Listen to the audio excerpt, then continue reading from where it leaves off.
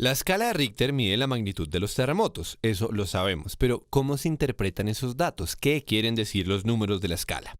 Por allá en 1935 el señor Richter se inventó una solución muy elegante para poder comparar los resultados de los sismógrafos. El problema era que un mismo terremoto quedaba registrado de formas distintas dependiendo de la ubicación del aparato de medición.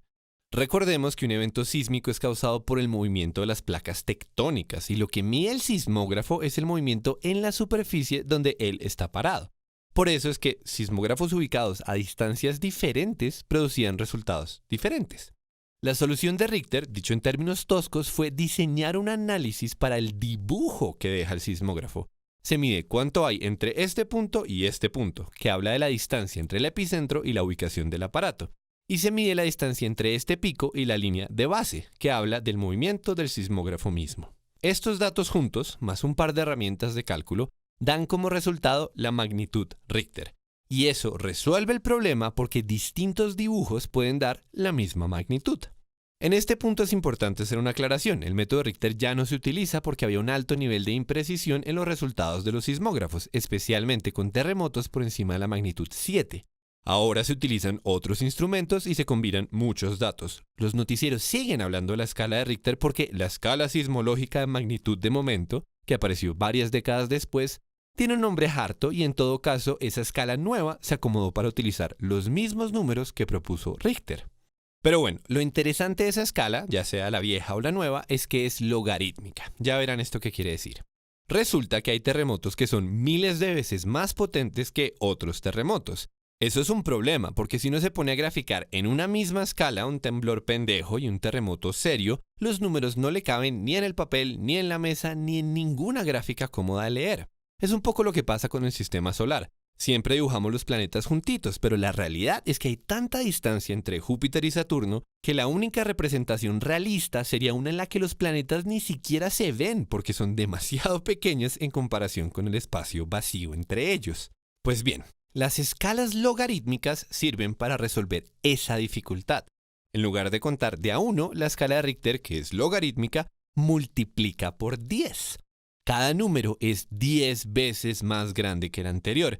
Y dicho sea de paso, que el suelo se mueva 10 veces más brusco quiere decir que se liberó más o menos 32 veces la cantidad de energía. Claro, con respecto al punto anterior de la escala. Entonces, para que se hagan una idea, la magnitud 5 es 10.000 veces más grande que la magnitud 1. Continuando con esta lógica, la bomba de Hiroshima es de magnitud 6, mientras que el meteorito que aniquiló a los dinosaurios, se calcula, sería como un terremoto magnitud 13. Y basta con un terremoto magnitud 15 para destruir el planeta entero. Por supuesto, cuando uno se entera de esto, lo natural es mirar los números casi con morbo. O sea que el terremoto de Fukushima fue como 100 veces más grande que el terremoto de Haití. Sí, pero hay que hacer otra aclaración. Lo que nos interesa cuando vemos las noticias no es la cantidad de energía liberada por las placas tectónicas ni la magnitud objetiva del evento sísmico, sino la historia desde el punto de vista de las personas que sufrieron un terremoto. Uno quiere entender la dimensión del desastre. Y para eso, la escala de Richter, incluso la versión nueva, se queda corta.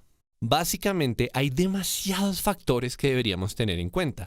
La presión, la profundidad, la distancia con respecto al epicentro, la fricción en la falla geológica, la composición del suelo, todo esto importa.